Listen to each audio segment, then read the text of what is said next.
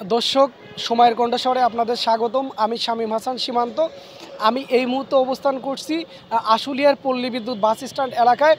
দর্শক, আমি যদি একটু জানিয়ে রাখি, আজ কিন্তু মানবতা বিরোধী যে অপরাধ, সেই অপরাধে কিন্তু সাবেক প্রধানমন্ত্রী শেখ হাসিনার যে রায়, সে রায় ঘোষণা করা হবে। আর এই রায়কে কেন্দ্র করে দর্শক, আমি যদি একটু দেখাই আমার পিছনে আইনশৃঙ্খলা বাহিনীর যে তল্লাশি, সেই তল্লাশি কিন্তু চলমান রয়েছে। বিশেষ করে র্যাব 4-এর পক্ষ থেকে, র্যাব 4 যে নবীনগর ক্যাম্প রয়েছে, সেই ক্যাম্পের পক্ষ থেকে কিন্তু এখানে যে নিরাপত্তার জন্য চেকপোস্ট বসিয়ে তারা নিরাপত্তার কাজ করছেন।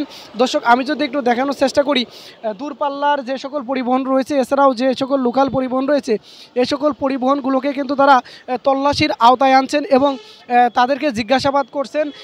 গাড়ি, ব্যবহৃত গাড়ি, এই গাড়িতে কোনো অগ্নি অস্ত্র বা অন্যান্য কোনো সরঞ্জাম আছে কি না, সেটি কিন্তু তারা তল্লাশির মাধ্যমে কিন্তু সেটি কিন্তু তুলে ধরছেন এবং যাকে সন্দেহ হচ্ছে তাকে তারা জিজ্ঞাসাবাদ করছেন। নবীনগর চন্দ্রা মহাসড়কের যে পল্লী বিদ্যুৎ বাস স্ট্যান্ড রয়েছে, ঠিক পল্লী বিদ্যুৎ বাস স্ট্যান্ডের পাশেই কিন্তু র্যাব 4-এর পক্ষ থেকে মূলত কিন্তু এখানে নিরাপত্তা চৌকি বসিয়ে মূলত নিরাপত্তার কাজ এখানে করা হচ্ছে, যাতে কোনো প্রকার অরাজকতা তৈরি না হয় এবং কোনো ব্যক্তি কোনো পরিবহনে করে কোনো অগ্নি অস্ত্র বা কোনো ধরনের নাশকতা ঘটাতে না পারে। মূলত তার কারণেই কিন্তু দর্শক, এখানে র্যাবের পক্ষ থেকে নিরাপত্তা চৌকি বসিয়ে কিন্তু মূলত গাড়িগুলো তল্লাশি করা হচ্ছে এবং জিজ্ঞাসাবাদ করা হচ্ছে।